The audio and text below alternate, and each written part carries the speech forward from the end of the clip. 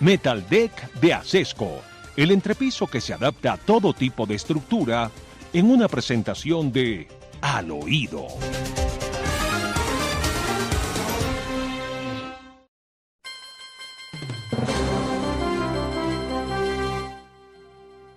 Bueno, teníamos noticia más importante para dar al comienzo, pero yo no puedo dejar de lado la noticia mía. Fui sometido a una intervención con éxito. Los médicos están optimistas y agradezco hasta las lágrimas los mensajes de solidaridad, de afecto, de amor que he recibido por todas las líneas y que han llegado a la hora de la verdad. Las perspectivas son buenas, Dios proveerá. La intervención fue exitosa, pero seguimos en el tratamiento y seguimos en la batalla. Dios proveerá a todos. Gracias por su solidaridad y por su amor. Están muy bien retribuidos. Bueno, además. Doctor Fernando, se preguntaba hace un minuto quiénes serían o cuál es la lista de posibles sucesores del Papa Francisco. Le tengo noticias al respecto. Estamos hablando de tres nombres, por lo menos los más importantes, que están en esta larga lista, porque realmente lo es una lista de varios posibles sucesores del Papa Francisco, y me llama la atención los tres primeros que presentan en la lista. Peter Erdoes, húngaro, tiene 72 años, es un hombre que siguió los pasos del Papa Juan Pablo II, es el presidente de la Conferencia Episcopal húngara, trabajó para rehabilitar en el cargo al cardenal Mindszenty, su predecesor, que luchó fuertemente contra el comunismo en Hungría. Después viene Luis Antonio Tagle, es de filipino, 67 años de edad. Se dice que es progresista, carismático, cercano a la gente, habla de la justicia social y sigue muy alineado al legado del Papa Francisco. Le tenemos también a Peter Turkson, que es de Ghana, tiene 76 años, podría ser el primer papa negro en la historia, expresidente del dicasterio para el desarrollo humano integral, y dicen que es un hombre moderado y que es un hombre diplomático.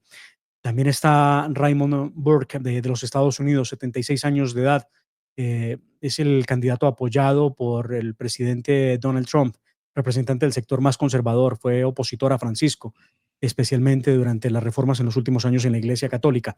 Bueno, este es simplemente un pequeño esbozo, doctor Fernando, de quiénes son estos posibles reemplazos que vendrán a suceder al Papa Francisco en estos momentos. Bueno, yo sigo preguntándome al oído por qué el Papa Francisco nunca visitó su patria. Nunca estuvo en Argentina. Papa viajero, no fue nunca a la Argentina. ¿Por qué? Eso me lo pregunto. Bueno, se nos viene encima otra declaración de emergencia. Emergencia económica por la fiebre amarilla. Yo pensaría que es una emergencia de salud, pero emergencia económica, Petro quiere más facultades legislativas.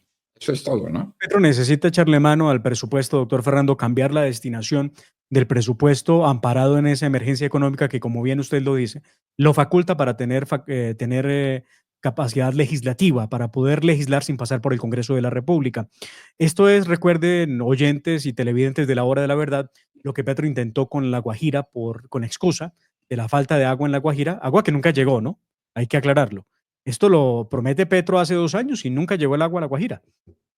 Pues muy bien, esta vez con el tema de fiebre amarilla en Colombia, que va empeorando con el pasar de los días, Petro dice que decretará la emergencia económica después de la sanitaria, pero dice Gustavo Petro en el Trino, pero no por lo que dicen los contrabandistas, lavadores y petroleros, que son los que vienen dominando la política económica de Colombia, sino por algo simple y contundente: la vida. ¿Cómo llama a los petroleros del país contrabandistas y lavadores? Los pone al mismo nivel, ¿no? Dice él que estamos ante un nuevo virus, se trata del virus de la fiebre amarilla desatado por el mosquito hembra llamado Aedes aegypti. Solo es transmisible por el mosquito y ya existe vacuna y estas son nuestras ventajas únicas. Es lo que dice Gustavo Petro para buscar cómo recoge dinero, doctor Fernando, porque el país no está bien económicamente. Si no, revisemos qué ha dicho el Fondo Monetario Internacional respecto a las perspectivas económicas del país. Se habla inicialmente, doctor Fernando, de una condición difícil para la economía colombiana, convocada y causada por Gustavo Petro, entre otras cosas por su inestabilidad con los ministros de Hacienda. Ya estamos en el cuarto ministro de Hacienda en lo que va del gobierno Petro. El gobierno Petro, según el FMI, tiene un hueco fiscal que supera los 48 billones de pesos y eso hace difícil la situación económica del país. Razón por la que usted se puede responder por qué quiere Gustavo Petro una emergencia económica.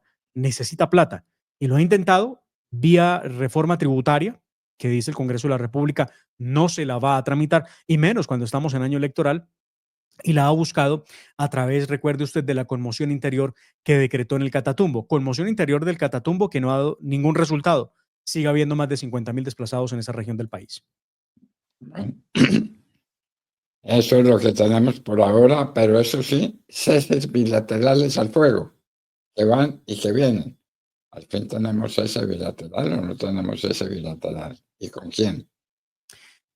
Emitió un decreto el fin de semana justo cuando se conoció de la motocicleta bomba en La Plata, Huila, que acabó con la vida de dos muchachos muy jóvenes, un niño de 17 años y una niña de 18, 19 años, que fallecieron por la explosión de una motobomba instalada al parecer por terroristas de las FARC. Cuando eso ocurría, doctor Fernando, Gustavo Petro firmaba este decreto que ustedes tienen en pantalla, donde habla del cese al fuego decretado para ayudar a la consolidación del proceso de paz que está adelantando con el bloque Magdalena Medio, columna Gentil Duarte, con la Raúl Reyes, con la Jorge Suárez Briceño, que son frentes de las FARC, como usted lo ve aquí en el decreto.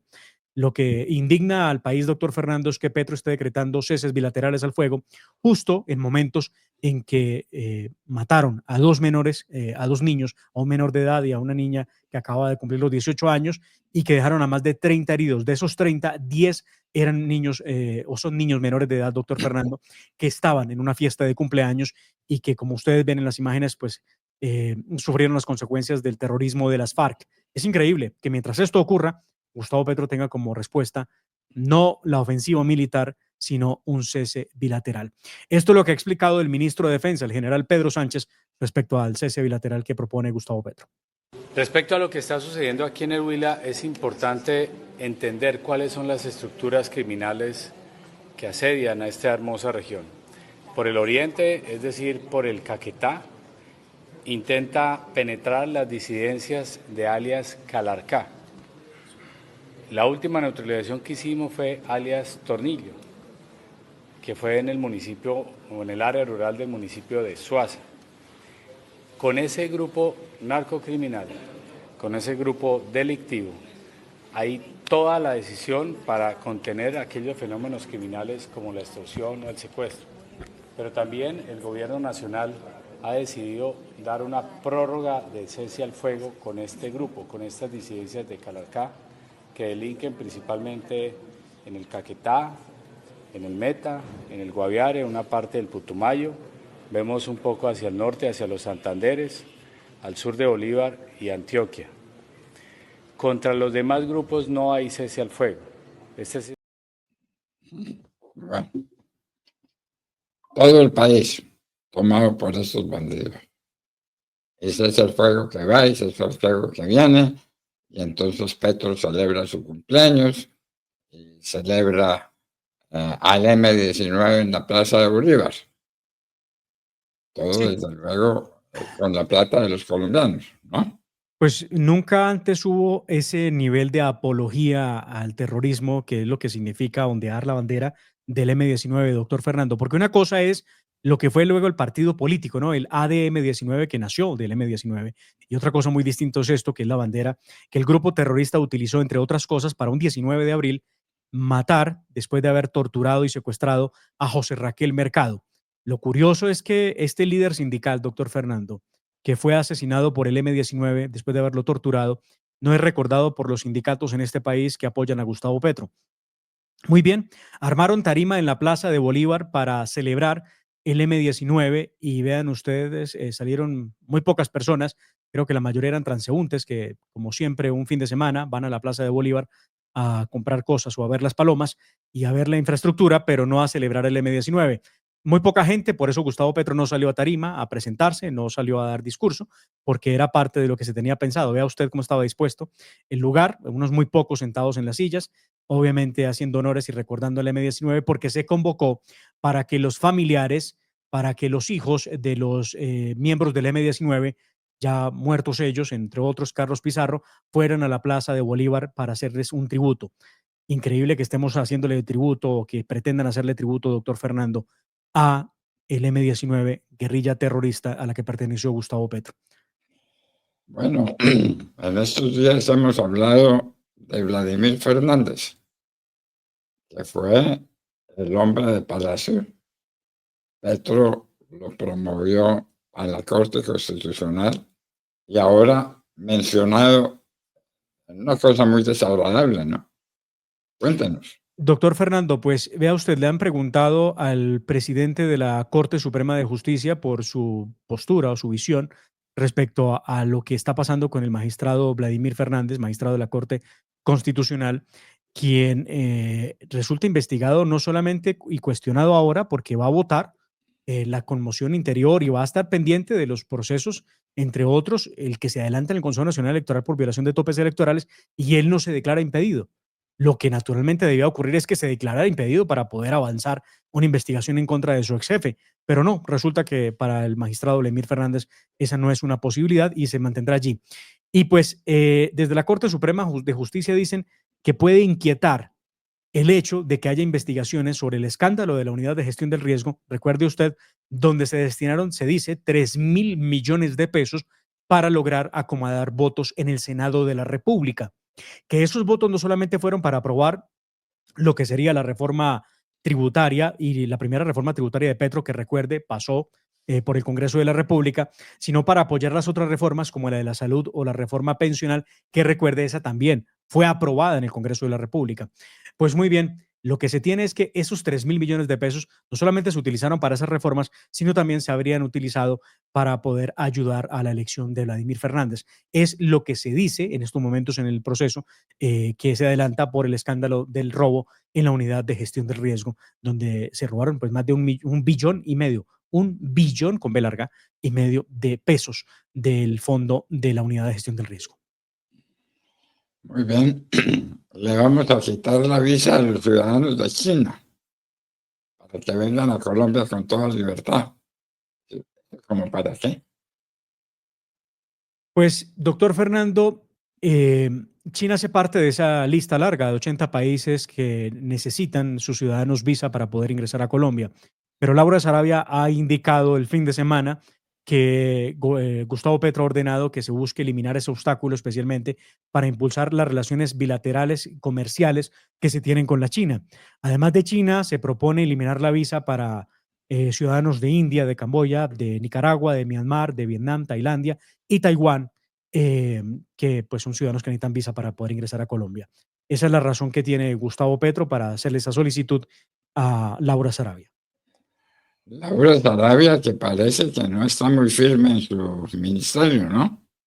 Laura Sarabia que está tambaleando, sí señor. Laura Sarabia que recuerde usted recientemente se adelantó a Gustavo Petro pues como corresponde y seguramente bien asesorada por alguien que le dijo, tiene usted que salir a felicitar y saludar el triunfo de Daniel Noboa, el presidente electo del Ecuador, y así lo hizo Laura Sarabia. Gustavo Petro entró en cólera, furioso, la desestimó, la desautorizó a través de otro trino donde resolvió, al igual que Maduro, poner un manto de dudas sobre la elección de Noboa, presidente del Ecuador.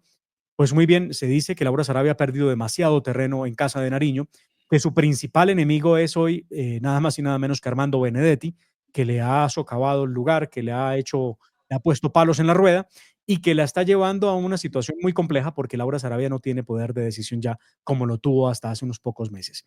Así que pareciera que Laura Sarabia tiene sus días contados en la Casa de Nariño. Bueno, Cancillería. Ave María, por Dios. Pero Debate, vaya, pero que si sabe cosas, ¿ah? Sabe cosas, sabe cosas. imagínense, todas las que sabe, las contará. La lista Oiga, es larga, doctor Fernando, de gente que tiene mucho para contarle a este país. Le leo la lista. Recuerde que las FARC de alias Iván Mordisco dijeron que apoyaron a Gustavo Petro para llegar a la presidencia. El ELN dijo que apoyó a Gustavo Petro para llegar a la presidencia. Alias Papá Pitufo, pues hombre que sí apoyó, dio 500 millones de pesos. Eso es lo que se sabe para la campaña y que luego Petro dice que devolvieron, pero que nadie le consta que eso haya sido así, pero que además si los devolvió doctor Fernando está consumada la conducta de un enriquecimiento ilícito, de un lavado de activos, porque no se sabe de dónde viene esa plata. El ministro Ricardo Bonilla, envuelto en todo este proceso de la unidad de gestión del riesgo y el direccionamiento de contratos. El general Salamanca, que salió de la dirección de la Policía Nacional y nadie supo cuál fue la razón eficiente que lo llevó a retirarse de su cargo. El general Buitrago, el hombre clave de la seguridad de Gustavo Petro, que luego fue ascendido el hombre clave en la Polfa, que sabe mucho también de todo esto, doctor Fernando. Luis Carlos Reyes, el exministro de Comercio Exterior, ¿recuerda usted? Y también el hombre de la DIAN, que ha dicho cómo le pedían puestos para ubicarlos en puntos estratégicos en el gobierno de Gustavo Petro, sobre todo en el tema de aduanas en los puertos de Buenaventura. Recuerde también, por supuesto, Luis Fernando Velasco, también vinculado con el tema de la unidad de gestión de riesgo. Luis Fernando Velasco, que fue el que terminó haciéndole caso a Petro, que le ordenó ubicar en la UNGRD a Olmedo López, que era compañero de andanzas de Gustavo Petro en el ADM 19. Gustavo Bolívar, que ha sido fiel camarada al lado de Gustavo Petro. Susana Muhammad, que no resiste a las presiones internas y decide quedarse en el gobierno de Petro a pesar de su animadversión con Armando Benedetti. Roy Barreras, que tiene mucho y que sabe bastante porque estuvo en la campaña. Carlos Ramón González, el hombre de confianza de Petro en el M19 y ahora en el gobierno, quien no se sabe si está en España o dónde está y que era el hombre clave del Partido Verde. Augusto Rodríguez, el hombre de protección y el hombre que denunció el tema de Papá Pitufo. Day Vázquez, doctor Fernando, Nicolás Petro, Ángela Benedetti, Eva Ferrer, Manuel Grau, Javier Vendrell, estos tres últimos, los que tienen los catalanes, que fueron nacionalizados express por Gustavo Petro. Adelina Cobo, la suegra de Armando Benedetti, que recuerden, se dijo, según algunas versiones, también fue a hablar con Luis Carlos Reyes para interceder por unos cargos. Álvaro Leiva, que no rebaja día en el que no se vaya contra Gustavo Petro. Por supuesto, Armando Benedetti y Laura Sarabia. La lista es larguísima y todos saben algo de Gustavo Petro. Vamos a ver quién de todos estos habla. ¿Quién comienza a contar? Bueno, vamos a tener más Consejo de Ministros por televisión privada. Pues es lo que se ha dicho, doctor Fernando, desde antes Debería ser hoy, ¿no? Hoy lunes. Hoy 7 de la noche, los lunes 7 de la noche, Consejo de Ministros, además Consejo de Ministros que tiene que ser a las 7 de la noche porque es que Gustavo Petro empieza el día a las 10 de la mañana, cuando mejor le va, porque él es un hombre, él dice que él es un hombre noctámbulo y que no puede madrugar. Entonces, el Consejo de Ministros, para que esté lúcido, será 7 de la noche.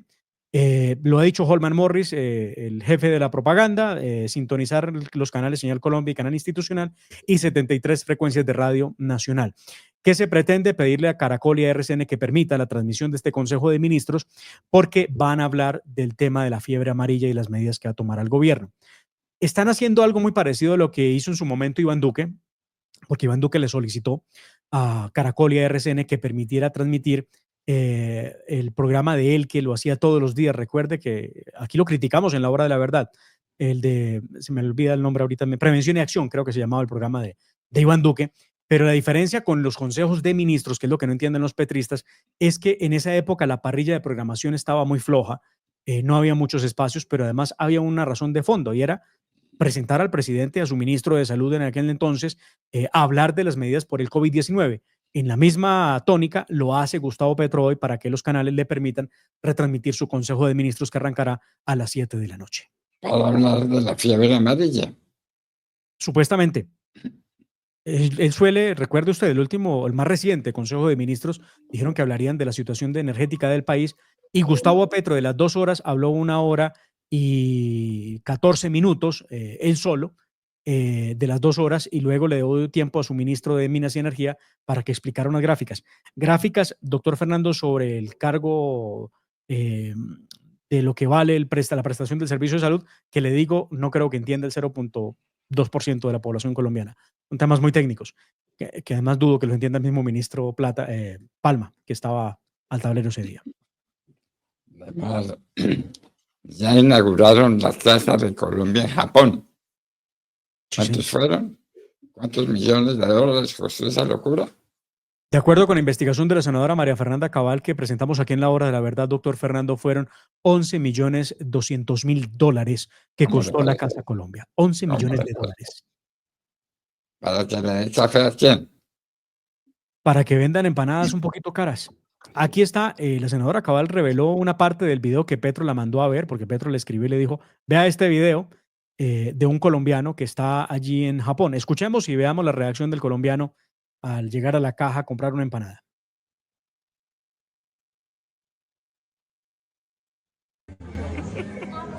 Can you what is that? What is that?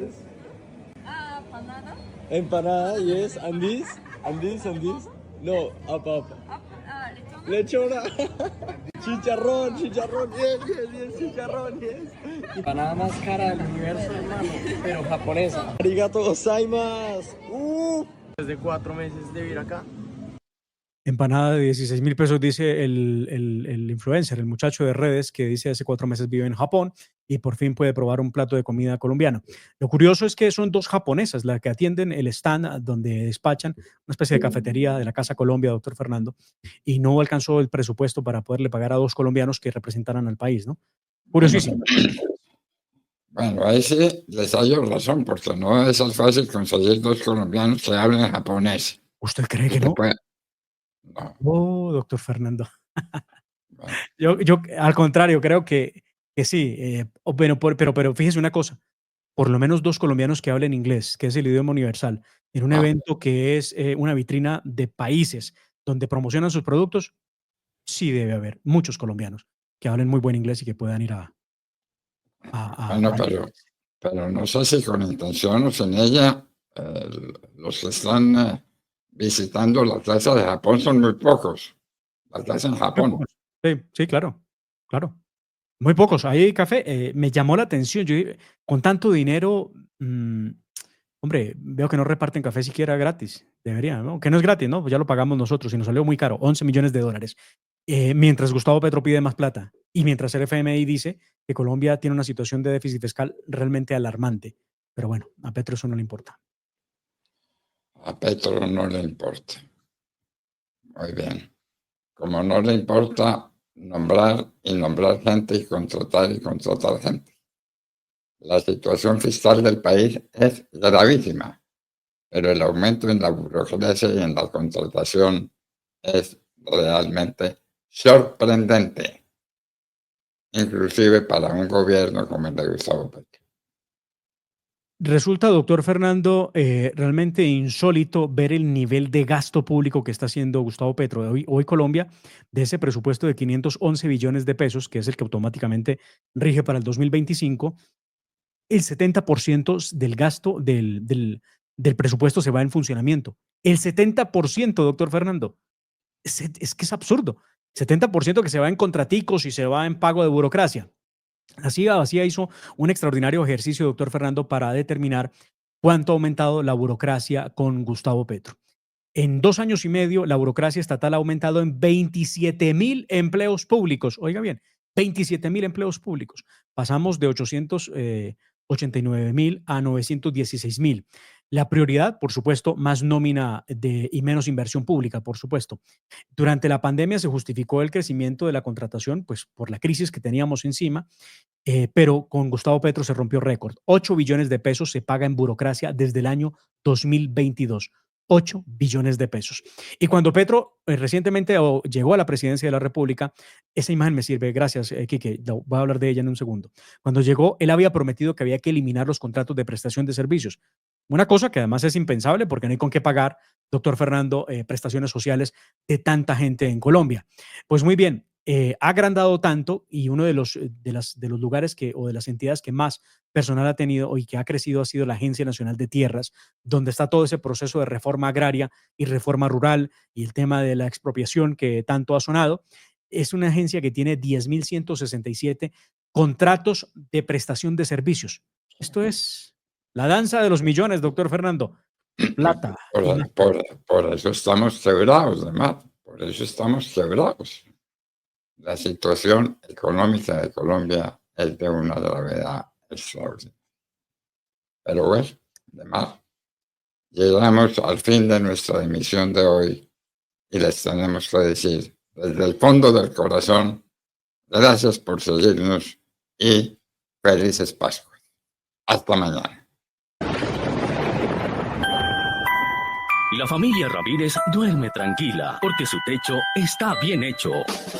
Bien hecho como las cubiertas Acesco. Por su doble capa protectora, son ultra resistentes a la corrosión y al paso del tiempo. Para que tu techo quede bien hecho, exige calidad Acesco.